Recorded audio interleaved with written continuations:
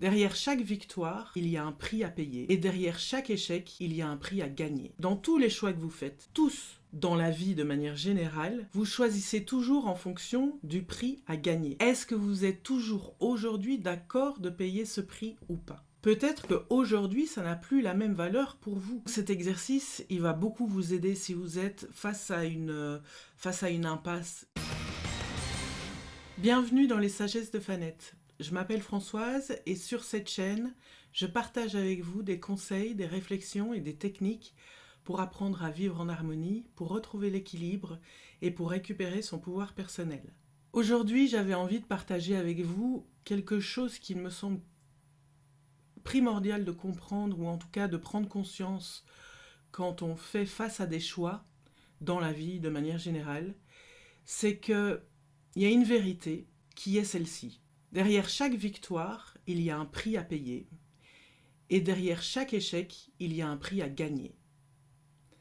Ça veut dire que quand on fait un choix, n'importe lequel, qu'il soit minime ou énormissime, derrière chaque choix, il y aura un prix à gagner et il y a aussi un prix à payer.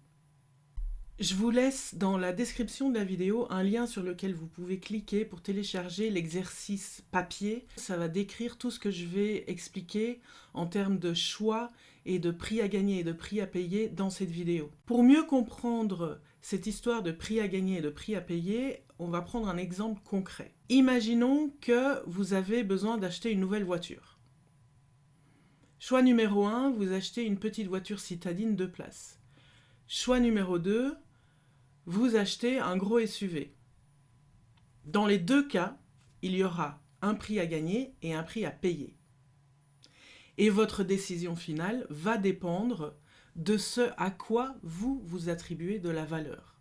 Autrement dit, de ce que vous valorisez dans votre vie, de ce à quoi vous donnez de l'importance dans votre vie à vous. Imaginons que vous faites partie d'une famille nombreuse.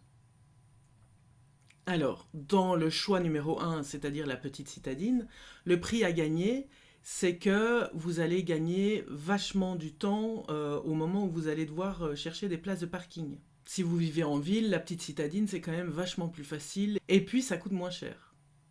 Tant qu'à faire, voilà. Par contre, le prix à payer, c'est que si vous avez une famille nombreuse, ça va être compliqué pour les transports, en tout cas si vous voulez prendre toute la famille avec vous. Ça va être compliqué pour les courses parce que pour mettre les courses de toute une famille nombreuse dans un petit coffre d'une petite citadine à 2 places. Et si vous décidez d'acheter le SUV, vous allez pouvoir transporter votre famille beaucoup plus facilement pour tout ce qui est transport. Vous allez pouvoir faire vos courses, en tout cas les ranger beaucoup plus facilement dans un coffre qui normalement sera à l'échelle de la voiture. Vous allez évidemment gagner en volume mais aussi en confort. Par contre, le prix à payer, ça va être beaucoup plus cher à tous les niveaux. Et pour trouver une place de parking, ça risque de mettre un peu plus de temps si vous habitez dans une ville. En fait, dans tous les choix que vous faites, tous, dans la vie de manière générale, vous choisissez toujours en fonction du prix à gagner. C'est quelque chose dont vous avez conscience. Quand vous faites un choix, vous savez ce que vous avez à y gagner. Vous savez parce que vous choisissez en fonction de ce qui a de la valeur pour vous, de ce que vous valorisez, de ce qui est pour vous important.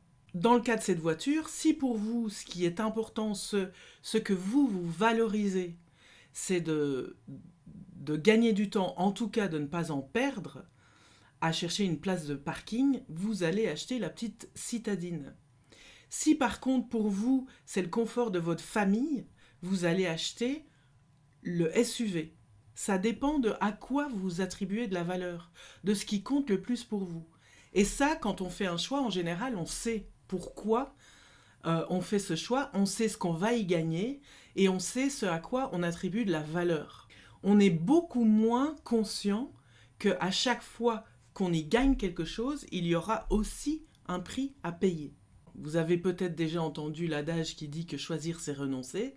Eh bien c'est exactement ça. Quand vous avez le choix entre 2 possibilités, vous allez en choisir une, forcément vous devez renoncer à l'autre. Mais ça veut dire que vous devez renoncer au prix à gagner de l'autre et aussi au prix à payer de l'autre. On choisit en fonction de c'est plus important pour moi de gagner du temps que de pouvoir mettre toute ma famille dans la voiture. Ou l'inverse, évidemment. Et c'est pareil pour tous les choix. Voyons professionnellement, un exemple professionnel. Imaginons ça fait 10 ans que vous avez le même métier, dans la même boîte, avec les mêmes collègues, et vous êtes hyper bien, vous vous sentez hyper bien. Mais pour vous, c'est important dans la vie de rester stimulé et de continuer à toujours apprendre. Et on vous propose un boulot dans une autre boîte, avec d'autres collègues, avec d'autres responsabilités, qui va vous permettre de continuer à apprendre et donc de vous stimuler intellectuellement. Si vous êtes quelqu'un pour qui être stimulé intellectuellement, ça compte plus que tout, vous allez probablement accepter ce nouveau boulot. Et le prix à payer, ce sera que vous travaillerez plus avec vos collègues dans la même entreprise. Vous allez devoir changer de trajet de voiture ou de train ou de bus pour aller à votre nouveau boulot. Donc votre quotidien va être complètement chamboulé. Mais si pour vous, c'est la sécurité qui compte le plus et que c'est ça que vous valorisez avant tout, vous allez probablement pas accepter ce nouveau boulot. Parce que vous allez préférer rester là où vous connaissez, là où vous avez vos habitudes, là où vous avez votre routine, là où vous êtes sûr que vous vous entendez bien avec vos collègues, là où vous connaissez bien l'entreprise parce que ça fait 10 ans que vous y êtes et vous n'avez aucune intention de la quitter justement pour ces raisons. À chaque fois, vous allez valoriser quelque chose par rapport à autre chose. Donc vous allez choisir mais aussi renoncer à quelque chose. Si vous vivez une réalité qui aujourd'hui n'est plus hyper satisfaisante pour vous, prendre conscience de ça, ça peut vachement vous aider dans votre questionnement pour faire des choix. Parce que votre réalité d'aujourd'hui, c'est le résultat, c'est la somme de tous les choix que vous avez faits auparavant. Donc, si vous voulez que votre futur change, c'est les choix que vous faites aujourd'hui qui va déterminer la nature de votre futur. La nature de votre future réalité. Prenons le cas d'une relation, quelle qu'elle soit. Ça peut être une relation romantique, amicale, professionnelle, peu importe. Ça fait 10 ans que vous êtes en relation avec quelqu'un. Et au moment où vous avez débuté cette relation, il y avait un prix à gagner qui était hyper valorisé par vous. C'est-à-dire que ce que vous aviez à y gagner était très très important pour vous et c'est pour ça que vous avez fait ce choix-là. Mais aujourd'hui, ça fait 10 ans, vous n'êtes pas tout à fait la même personne qu'il y a 10 ans. Donc peut-être que ce à quoi vous donnez de la valeur, ce à quoi vous attribuez de la valeur, ce à quoi vous donnez de l'importance, peut-être que ça a un peu changé, parce que vous avez changé. Puisque la vie est évolution, et que l'idée c'est d'avancer et de grandir, peut-être qu'aujourd'hui, ce que vous aviez à y gagner à l'époque, il y a 10 ans, et les raisons pour lesquelles vous avez fait ce choix il y a 10 ans, peut-être qu'aujourd'hui, ça n'a plus la même valeur pour vous. Et que vous êtes plus d'accord de continuer à payer le même prix pour le choix que vous avez fait il y a 10 ans. Parce qu'évidemment, il y a toujours un prix à payer. Donc, si vous êtes dans une situation qui vous semble un peu inconfortable, vous ne savez pas si vous êtes toujours OK avec les choix que vous avez faits, posez-vous la question de quel était le prix à payer de ce choix. Et est-ce que vous êtes toujours aujourd'hui d'accord de payer ce prix ou pas? Et si jamais votre décision c'est de vous séparer, d'arrêter cette relation, quelle que soit la nature de la relation, mais il se fait que votre décision c'est de se séparer. Alors évidemment, c'est jamais hyper agréable à vivre ou à traverser ce genre d'expérience. Mais vous pouvez toujours apprendre de vos échecs. D'ailleurs, c'est même... est-ce que c'est un échec d'abord? Non, c'est une continuation, mais en général, une séparation, on le vit quand même comme un échec. Eh bien, il y a toujours vous pouvez toujours, vous, y gagner quelque chose, même dans vos échecs, même dans vos séparations, parce que vous avez des choses à apprendre sur vous. C'est Nelson Mandela qui disait « Je ne perds jamais, soit je gagne, soit j'apprends de mes erreurs. » C'est pareil pour tout le monde. Quand on fait face à un échec ou ce qu'on considère comme un échec, quand on fait face à une erreur ou ce qu'on considère comme une erreur, il y a toujours quelque chose à y gagner pour nous.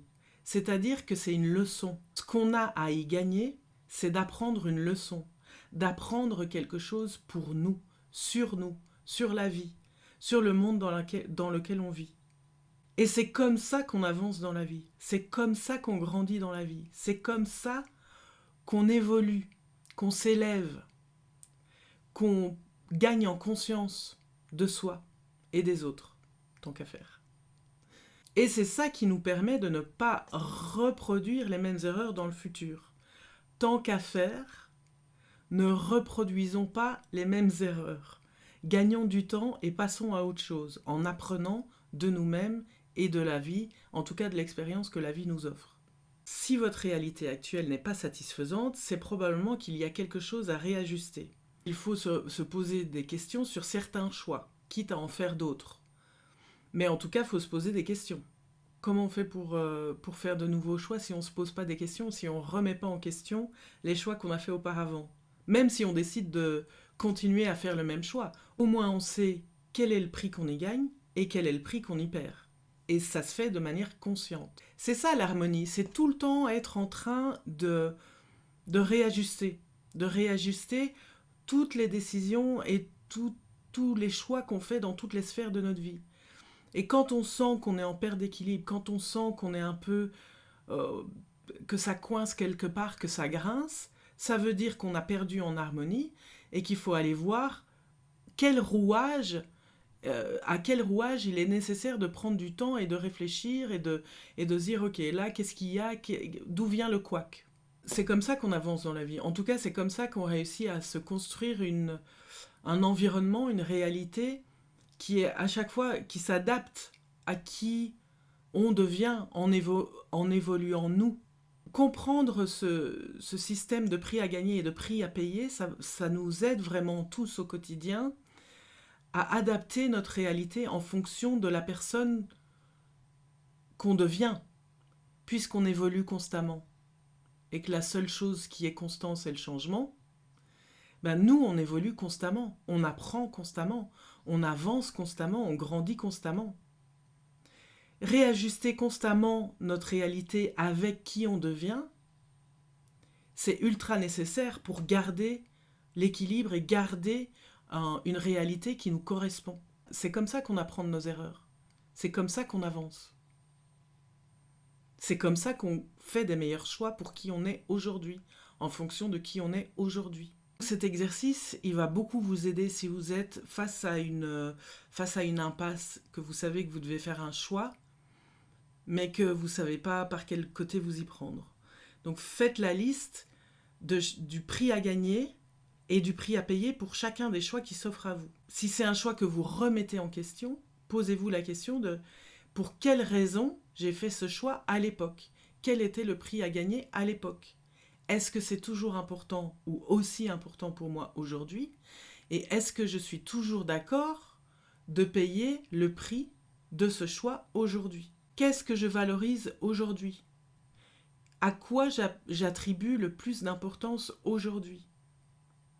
Est-ce que dans la balance, le prix à payer et le prix à gagner ont toujours la même importance qu'il y a 10 ans, ou qu'il y a 5 ans, ou qu'il y a 1 an, ou même qu'hier? Si vous devez remettre un choix en question, vous ne devez pas faire en fonction de qui vous étiez hier, il y a 5 ans ou il y a 10 ans.